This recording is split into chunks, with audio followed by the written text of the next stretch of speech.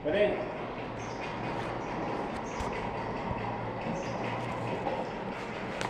आइए आज हम लोग हिंदी वर्णमाला से प्रतियोगी परीक्षाओं को ध्यान में रखते हुए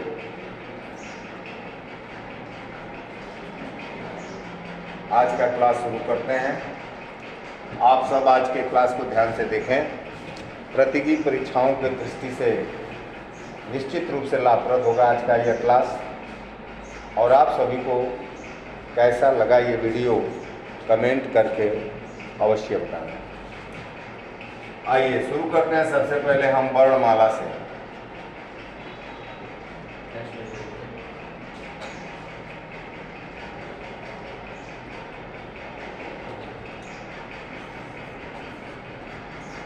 वर्णमाला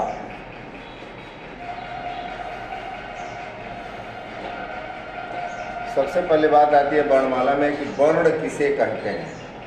वर्ण किसे कहते हैं? वर्ण क्या है? What is the letter?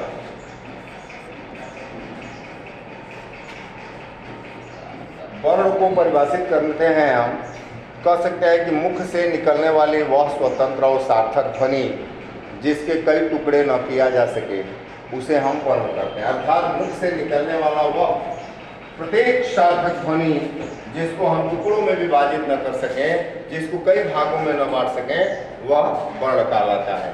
वर्ण का जब भेद करते हैं कि वर्ण कितने प्रकार के होते हैं, तो वर्णों के दो भेद हमें प्राप्त होते हैं। एक होता है स्वर और दूसरा होता है व्यंजन। स्वर और व्यंजन। ठीक। वर्ण क्या है कि मुख से निकलने वाली वह स्वतंत्र और सार्थक ध्वनि जिसको टुकड़े न किया जा सके उसे हम वर्ण कहते हैं। और वर्ण के जब भेद करते हैं तो हमें मिलता है कि वर्ण दो प्रकार का होता है, एक स्वर होता है और दूसरा व्यंजन होता है। तो स्वर वर्ण किसे कहेंगे और व्यंजन वर्ण का किसे कहेंगे, इसको परिभाषित करते हैं जब, तो पता चलता है हमें कि वे वर्ण जिनके उच्चारण में हम किसी दूसरे वर्ण की सहायता नहीं लेते हैं, वे वर्ण जिनके उच्चारण में हम दूसरे वर्णों की सहायता नहीं लेते हैं, उन्हें हम स्वर वर्ण कहते हैं। यानी स्वर्ण वर्ण सार्थक रूप से स्वतंत्र रूप से उच्चारित होने वाले वर्ण हैं जिनके उच्चारण में हम किसी दूसरे वर्णों की सहायता नहीं लेते हैं। व्यंजन वर्ण वे वर्ण होते हैं जिनके उच्चारण में हम स्वर वर्णों की सहायता लेते हैं। यानी व्यंजन वर्ण का उच्चारण स्वर की सहायता से किया जाता है और स्वर वर्णों का उच्चारण स्वतः उच्चारित होता है, स्वतः होता है। तो स्वतः उच्चारित होने वाले वर्णों को हम स्वर कहते हैं और स्वरों की सहायता से उच्चारित होने वाले वर्णों को हम व्यंजन कहते हैं। तो वर्ण के दो भेद हुए, स्वर और व्यंजन। स्वर वर्ण वे वर्ण हैं जिनके उच्चारण में हम दूसरे वर्णों की सहायता नहीं लेते हैं। व्यंजन वर्ण वे वर्ण हैं जिनके उच्चारण में हम स्वर वर्णों की सहायता लेते हैं। तो अब बात आती है सबसे पहले कि वर्ण क्या है। तो वर्ण मुख से निकलने वाली वह स्वतंत्र और सार्थक ध्वनि है जिसके टुकड़े न किया जा सके उसे हम वर्ण कहते हैं। वर्ण के दो भेद होते हैं, एक होता है स्वर और दूसरा होता है व्यंजन। स्वर वर्ण वे वर्ण है जो स्वतः उच्चारित होते हैं जिनके उच्चारण में हम दूसरे वर्णों की सहायता नहीं लेते हैं। व्यंजन वर्ण वे वर्ण होते हैं जिनके उच्चारण में हम स्वर वर्णों की सहायता लेते हैं। अर्थात स्वर वर्णों की सहायता से उच्चारित होने वाले वर्ण व्यंजन वर्ण कहलाते हैं और स्वतः उच्चारित होने वाले वर्ण स्वर वर्ण कहलाते हैं। तो सबसे पहले आइए हम पढ़ते हैं स्वर क्या है। स्वर स्वर वर्ण वे वर्ण है जो स्वतः उच्चारित होते हैं जिनके उच्चारण में हम दूसरे वर्णों की सहायता नहीं लेते हैं। स्वर वर्णों की संख्या 11 बताई गई है कि स्वर वर्ण 11 होते हैं। और स्वर वर्णों का जब वर्गीकरण करते हैं, स्वर वर्णों को जब हम भेद काटते हैं, बांटते हैं जब स्वर वर्णों को, तो हमें मिलता है कि स्वर वर्ण 3 प्रकार के, स्वर 3 प्रकार के होते हैं। एक होता है ह्रस्व स्वर, दूसरा होता है दीर्घ स्वर और तीसरा होता है प्लुत स्वर। ह्रस्व स्वर, दीर्घ स्वर और प्लुत स्वर। अब ह्रस्व स्वर क्या है? ह्रस्व स्वर वे स्वर वर्ण हैं जिनके उच्चारण में अत्यंत कम समय लगता है।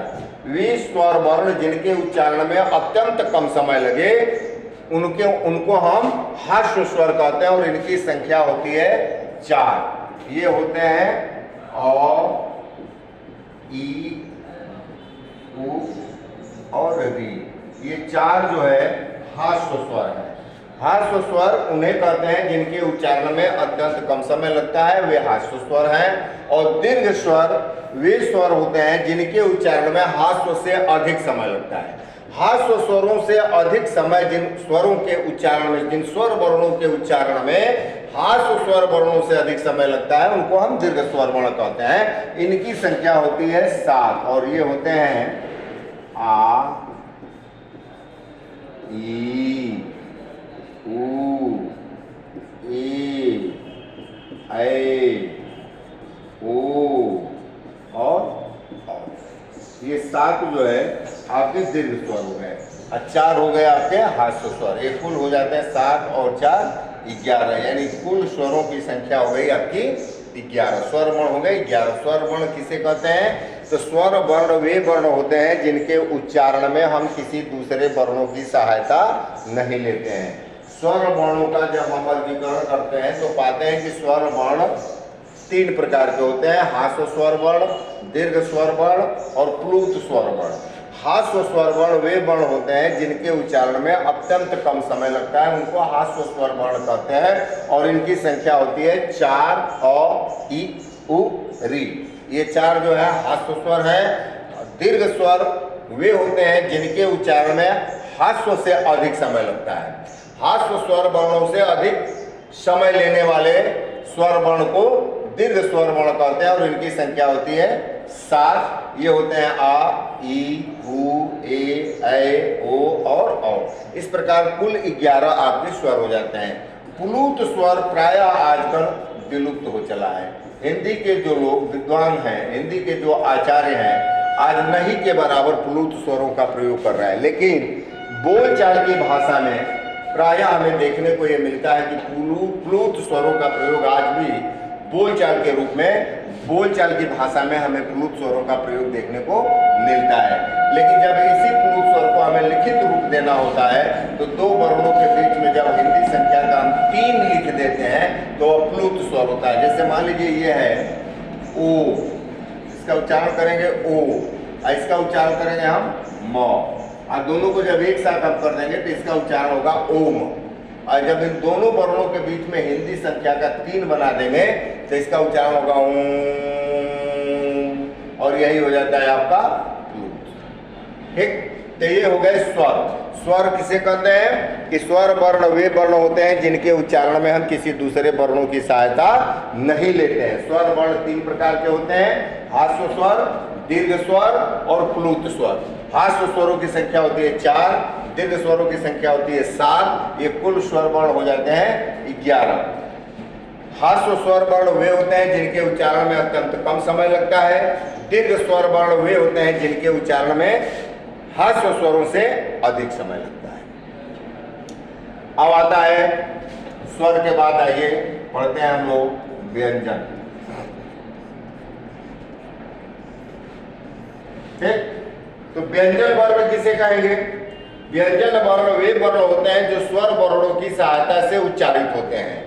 यानी स्वर वर्णों की सहायता से उच्चारित होने वाले वर्णों को हम व्यंजन वर्ण कहते हैं। स्वर वर्णों की सहायता से उच्चारित होने वाला वर्ण व्यंजन वर्ण कहलाता है। जब हम व्यंजन वर्ण का भेद करते हैं, बांटते हैं, तो सबसे पहले हमें मिलता है स्पर्श व्यंजन।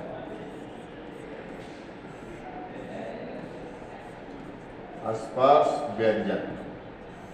ठीक, स्पर्श व्यंजन की संख्या होती है 25। ये होते हैं क से लेकर के म तक। क से म तक के जो वर्ण होते हैं उनको हम स्पर्श व्यंजन कहते हैं और इनकी संख्या होती है 25। इनको हम 5 भागों में बांटते हैं और प्रत्येक भाग में 5-5 वर्ण आते हैं। स्पर्श व्यंजनों को 5 वर्गों में बांटा जाता है और प्रत्येक वर्ग में 5-5 वर्ण आते हैं।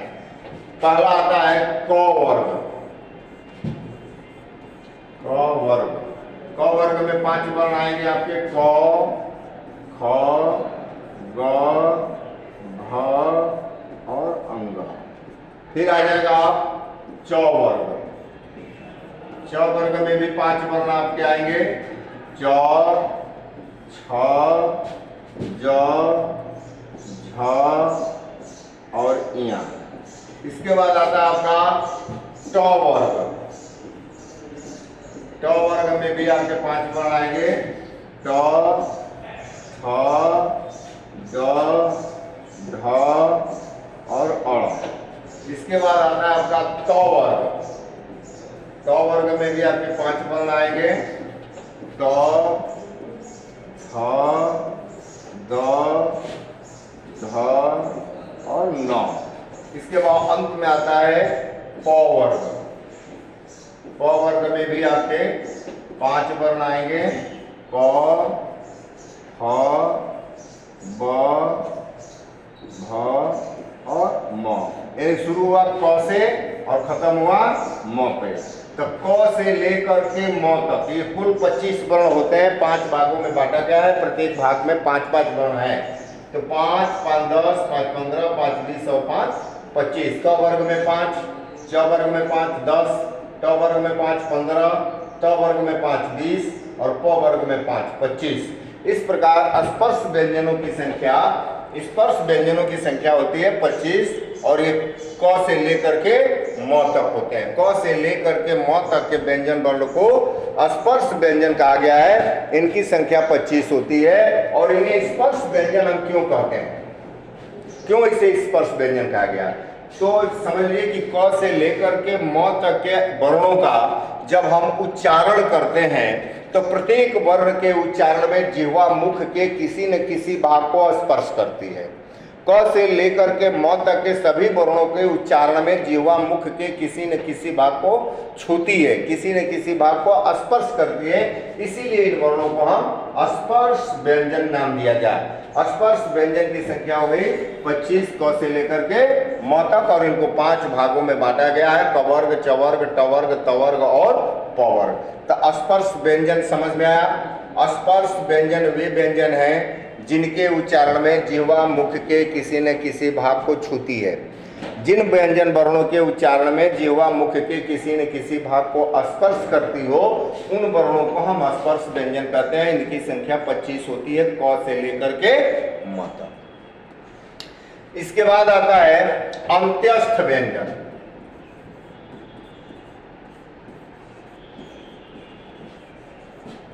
अंत्यस्थ या इसको अर्धस्वर भी कहा जाता है। अंत्यस्थ या अर्धस्वर व्यंजनों की संख्या होती है 4। अंत्यस्थ या अर्धस्वर व्यंजन 4 होते हैं। ये होते हैं य, र,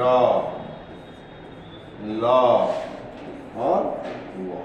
ये 4 जो है आपके अंत्यस्थ या अर्धस्वर व्यंजन कहलाते हैं और 25 आपके हो गए स्पर्श व्यंजन। 25 हो गए स्पर्श व्यंजन, 4 हो गया आपका अंत्यस्थ या अर्धस्वर व्यंजन। इसके बाद आता है ऊष्म व्यंजन।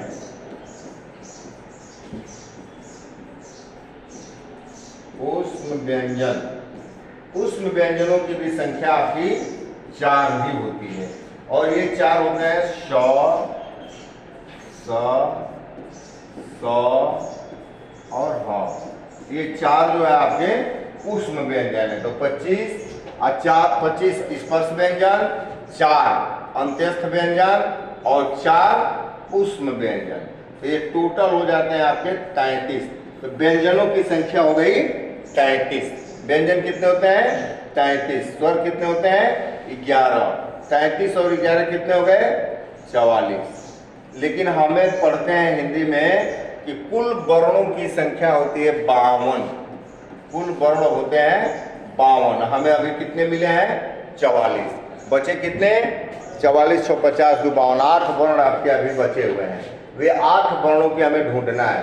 लेकिन अभी आप समझ लीजिए कि स्वर कितने हैं तो 11, व्यंजन कितने हैं तो 33। स्वर कितने हैं 11, व्यंजन कितने हैं 33। और व्यंजनों को स्पर्श व्यंजन, अंत्यस्थ व्यंजन और ऊष्म व्यंजन में विभाजित करते हैं।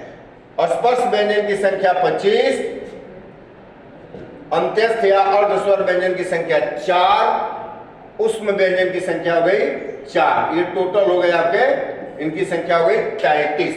यानी कुल व्यंजन वर्ण जो होते हैं 33 होते हैं और स्वर वर्ण जो होते हैं 11 होते हैं। तो अभी तक हमें कुल 44 वर्ण मिले हैं, जबकि हिंदी में कुल 52 वर्ण होते हैं। तो 44 मिले हैं अब 52 होते हैं। कम कितने पड़ रहा है? 8। अभी 8 वर्णों की हमें खोज करने कि वे 8 वर्ण कौन से हैं। वे अक्षर तो हैं, लेकिन उनकी गिनती ना हम स्वरों में करते हैं और ना ही व्यंजनों में करते हैं, लेकिन अक्षर के रूप में उनकी गणना होती है, अक्षर के रूप में वो गिने जाते हैं। तो अगर पूछा जाए आपकी परीक्षा में कि स्वरों की संख्या कितनी है, तो 11। मूल व्यंजनों की संख्या कितनी है, तो 33। अब कुल वर्णों की संख्या कितनी है, तब आएगा 52। कुल 52 वर्ण होते हैं, जबकि व्यंजन 33 होते हैं और 11 स्वर होते हैं। देखिए 52 कैसे होते हैं। अब इसमें होता है अयोगवाह वर्ण। एक मिनट, अयोगवाह वर्ण से पहले आप समझिए संयुक्त वर्ण, संयुक्त व्यंजन इनको कहा गया है। संयुक्त व्यंजन, ये व्यंजन कह लीजिए, वर्ण कह लीजिए, संयुक्त व्यंजन या संयुक्त व्यंजन वर्ण। ठीक, ये अक्षर तो है, इनकी भी संख्या 4 होती है।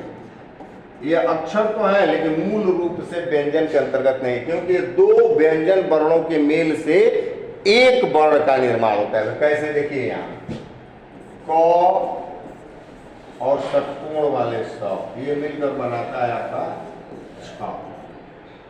तो और र मिलकर बनाता है र। ज और इया मिलकर बनाता है य। और स प्लस र मिलकर बनाता है ये स्र। तो ये छ, त्र, ज्ञ और स्र, ये 4 क्या हो गए? संयुक्त व्यंजन। ये 2 के मेल से एक बने। क और षटकोण वाले स से छ बना, त और र से त्र बना, ज और यहाँ से ज्ञ बना, स और र से स्र बना।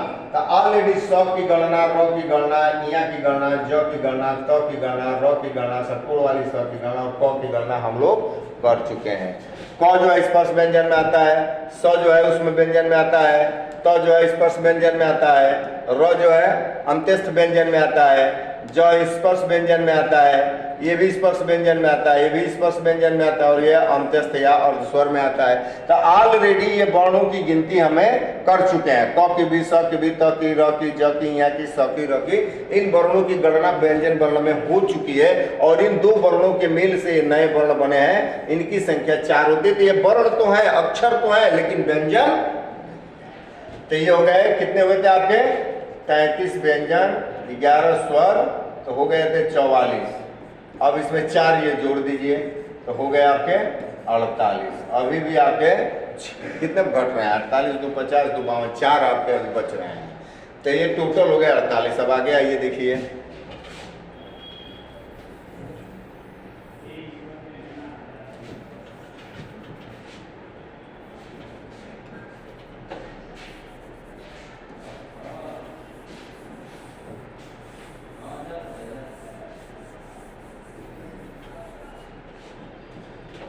अब इसके बाद होता है अयोगवाह, जो मैं कह रहा था,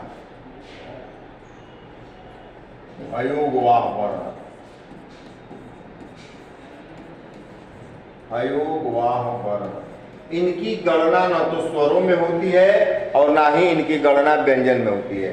अयोगवाह वर्णों की गणना वर्ण के रूप में तो होती है, अक्षर के रूप में तो होती है इनकी गिनती, लेकिन इनको ना हम स्वरों में गिनते हैं और ना ही व्यंजन में गिनते हैं। ये होते हैं, एक है विसर्ग। विसर्ग का उच्चारण हम ह के समान करते हैं और किसी भी वर्ण के आगे 2 बिंदी लगा देते हैं तो वह हो जाता है विसर्ग। इसके बाद है अनुस्वार। अनुस्वार, अनुस्वार क्या है कि वे वर्ण जिनके उच्चारण में हवा केवल नाक से बाहर आती है उनको हम अनुस्वार कहते हैं। अब वर्ण के ऊपर केवल एक बिंदी लगा देते हैं, जैसे पंकज, पंग, हवा केवल नाक से बाहर आ रही है, पंकज।